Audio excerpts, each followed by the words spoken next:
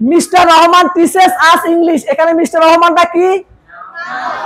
এটা বাক্যের সাবজেক্ট না অবজেক্ট? এটা বাক্যের সাবজেক্ট এবং এটা হলো কি নাউন। আর টিচেসটা কি?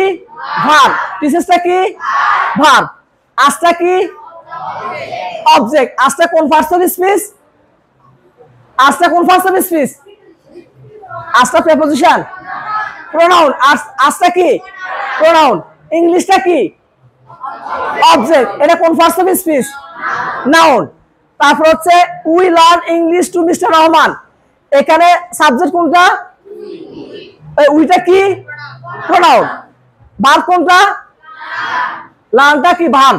এরপর হচ্ছে ইংলিশটা কি? এটা আবার কি? অবজেক্ট। এবার টুটা কি? মিস্টার রহমানটা কি? তাহলে একটা বাক্যের মধ্যে আমাদেরকে খেয়াল রাখতে হবে সাবজেক্ট, ভার্ব, অবজেক্ট। এবার সাবজেক্টটা কোন পার্টস অফ স্পিচ এটা বের করতে হবে, অবজেক্টটা কোন পার্টস অফ স্পিচ এটা বের করতে হবে। কিন্তু আমাদের খেয়াল রাখতে সাবজেক্ট বা অবজেক্ট হওয়ার শর্ত কয়টা? কি কি? Noun, pronoun, noun phrase.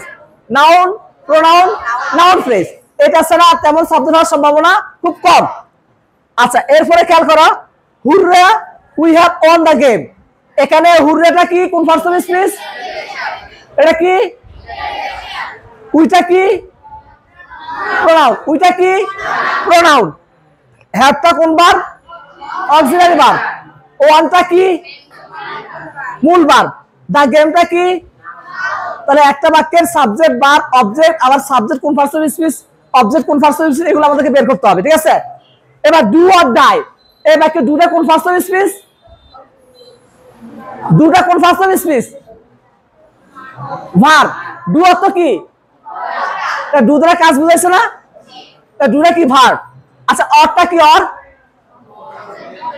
অরটা কি? কনজাংশন। আচ্ছা, কনজাংশন কয়টা? সাধারণত কয়টা? তিনটা। কি কি বলো? And, but, or. And, but, or, এই সাধারণত তিনটা কি কনজাংশন। ঠিক আছে? এবার ডাইটা কি? ডাইটা ভার্ব। ডাইটা কি? ভার্ব। ভার্ব সাধারণত দুই ধরনের হয়, একটা হচ্ছে অক্সিলারি ভার্ব, একটা হচ্ছে মূল ভার্ব। মূল ভার্ব দ্বারা কাজ বুঝায়, অক্সিলারি ভার্ব দ্বারা কি? এটা সহযোগিতা বুঝায়। অক্সিলারি দ্বারা কি বুঝায়?